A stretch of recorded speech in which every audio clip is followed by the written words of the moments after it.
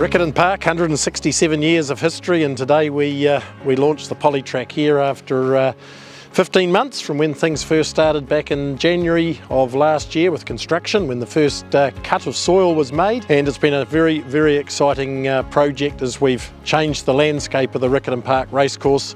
So that blank canvas meant that we could design a synthetic track, a Polytrack, that gave us the traditional starts of 1200, 1400, 1600 and 2200, allowed us to squeeze in a 2100 metre track, 1914 metres round with a 360 metre straight, and look, it's all come to fruition today. Look what a special day it is for the industry, let alone the weather. It's a really momentous occasion for the Canterbury Jockey Club, but more so I think for the industry as a whole.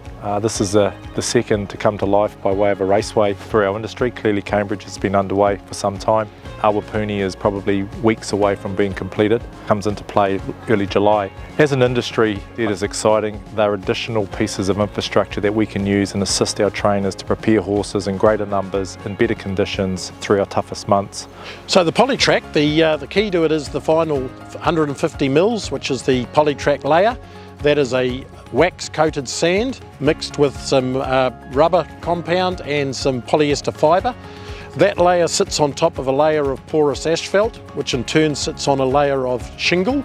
The rain, when it rains, goes through the Polytrack, through the porous asphalt, through the shingle, hits essentially what is a tar-sealed chip road, runs down to the inside where there's a gutter, through some drains into a big swale drain that goes around the entire circumference of the racecourse.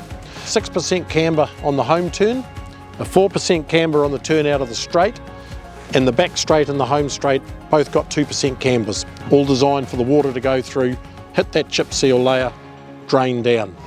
Well, after more than 100 years, this is a dramatic moment for South Island racing and also the racing in this country, because we've got the added value of 24/7 sort of training facilities, and no matter what the weather, you'll be able to use this track.